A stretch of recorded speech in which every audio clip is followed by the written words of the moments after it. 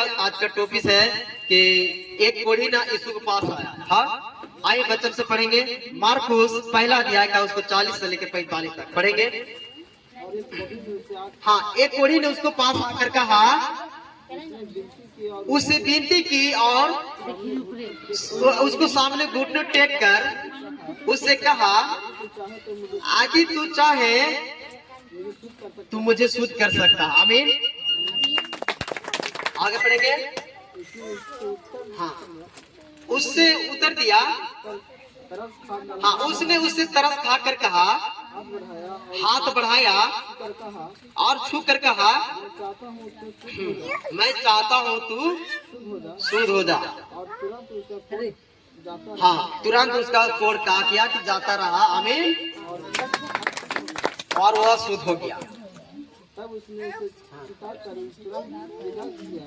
उसने चिता कर उसे विदा किया। उससे कहा, देखो तुम किसी से ना कहना, हाँ, परंतु जाकर अपनी याजकों को बता, हाँ, और दिखाओ अपने शुद्ध होने के विषय में, हाँ, जो कुछ उसे मूसा ने ठहराया था उससे भेंट चढ़ा ताकि उन पर गवाही हो। आमीन।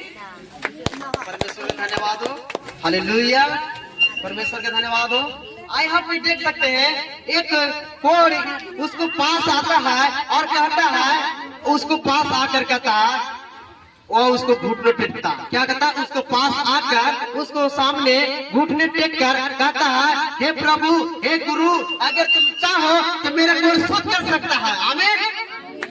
आप सब में ऐसे कितने लोग हैं वो कोढ़ के जैसा तकलीफ में, बीमारी में, हालात में, परेशानी में होंगे, परंतु आज ये परमेश्वर के वचन कहता है कि अगर जो मेरे सामने घुटने टेकेगा, मेरे सामने आएगा, वो प्रार्थना में 3 बजे 4 बजे भोर में, सुबह शाम दोपहर आप मेरे सामने घुटने टेकेगा, उसका बीमारी कोढ़ दूर हो जाएगा। आमीन। तो परमेश्वर की, हाँ, आज इस वचन पर विश्वास करेंगे, क्योंकि इस वचन आपका दोधारी तलवार है ना। और उसको कहता है, मैं उस पर तरस खाता। यीशु मसीह ने क्या किया? उस पर तरस खाया और खाकर कहता है, मैं चाहता हूँ कि तुम शुद्ध हो जाओ। आमीन। और उसका बोलते ही, उसका शब्द सुनते ही उसका कोढ़ का हो गया, शुद्ध हो गया। आमीन। हालेलुया। परमेश्वर का धन्यवाद हो। और उसका कोढ़ तुरंत शुद्ध हो गया, कोढ़ से चंगा हो गया, और चंगा होकर और उसको कहता, जा अपने याजकों को बता, अपने लोगों को बता, अपनी गांव में जा, अपनी पड़ोसियों को बता, अपने रिश्तेदारों को बता, अपने घर में जा। आमीन। अपने गांव में जा।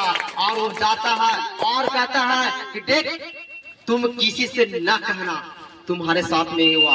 लेकिन क्या वो चुप रही होगी? वो चुप नहीं रही। वो तो उसको उछलता हुआ, कूदता हुआ, अपने शरीर के कोढ़ का दूर करके, और उसका खुशी में, वो ठीक होने के खुशी में, और जोर जोर से कहने लगा, प्रचार करने लगा। बाइबल में लिखा है कि वो और जोर से प्रचार करने लगा। और प्रचार कहता है कि मैं कोढ़ से ठीक हो गया हूँ। आमीन।